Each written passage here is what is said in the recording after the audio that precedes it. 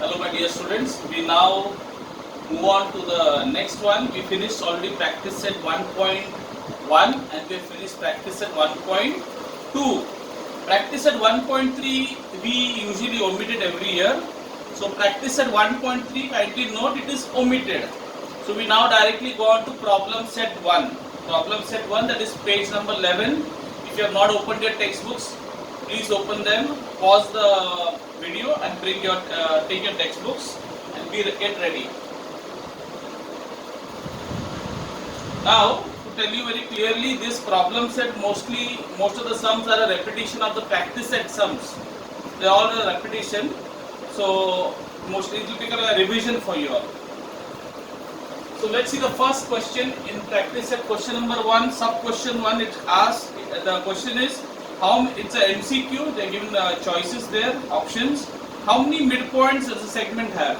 How many midpoints does a segment have? It's a very obvious answer.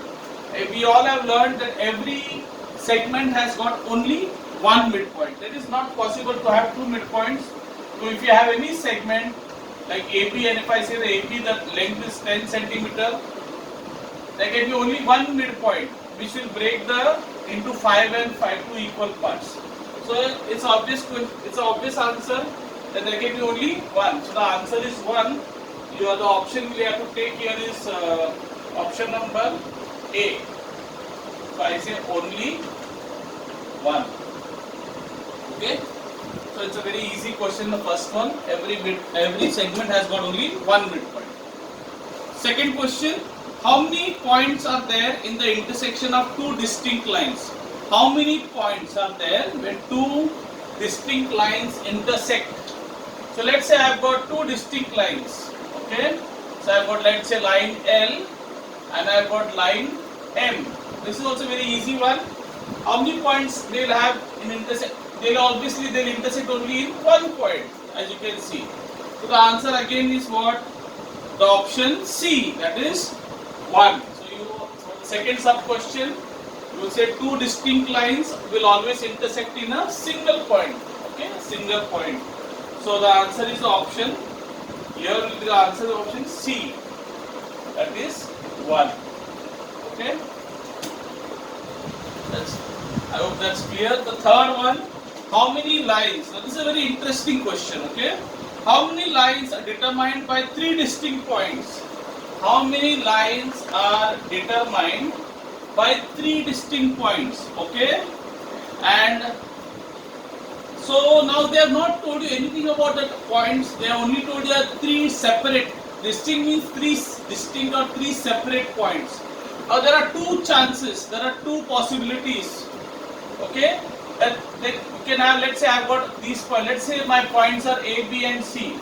So there are two possibilities that these points will lie on the same line, okay? All these 3 points, A, B and C will lie on the same point, or it is possible that these 3 points may be like collinear, they lie on the same line, or the other possibility is that these 3 points A, B and C will be non-collinear, okay, not on the same line.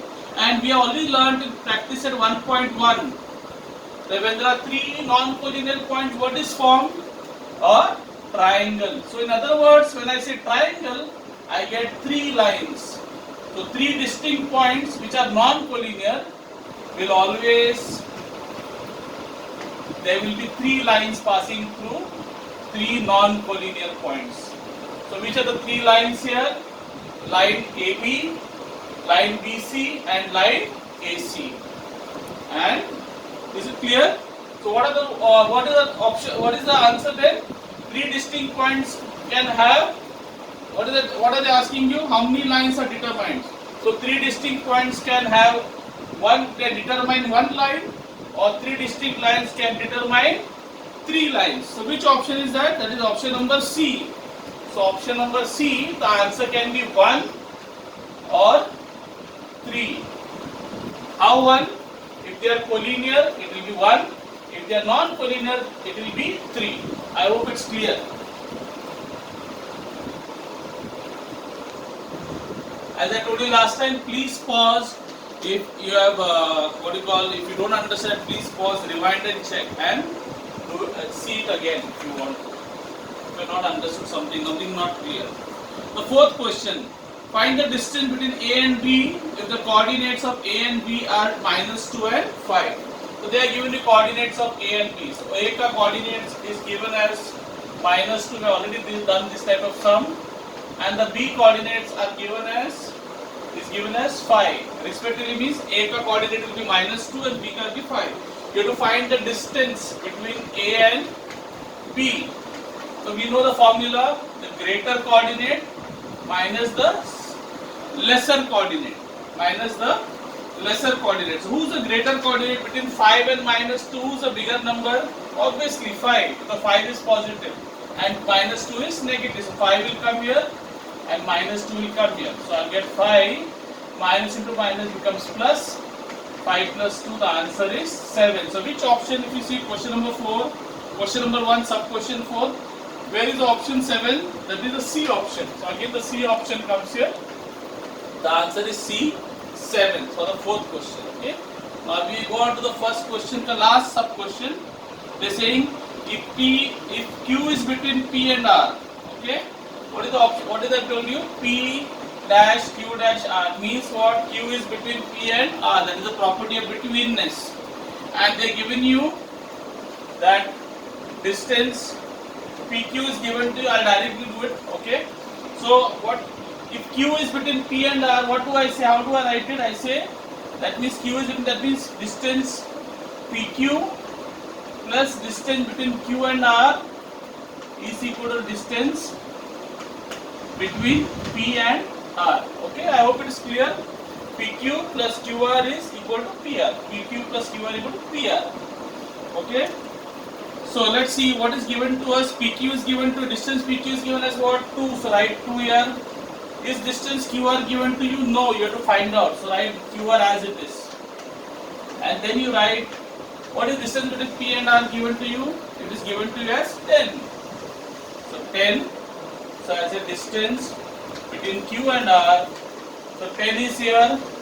This is what is the sign here? No sign, that means plus sign. When plus 2 goes here, becomes -2. Okay, when the plus 2 goes on the other side, you all know that becomes minus. So 10 minus 2, the answer will be 8. So which option you will say? Option number B. For question number 5, question number 5th sub question, the answer is 8. I hope it is clear. Okay. You may pause the video. I'm going to rub it out. You may pause the video and write it down.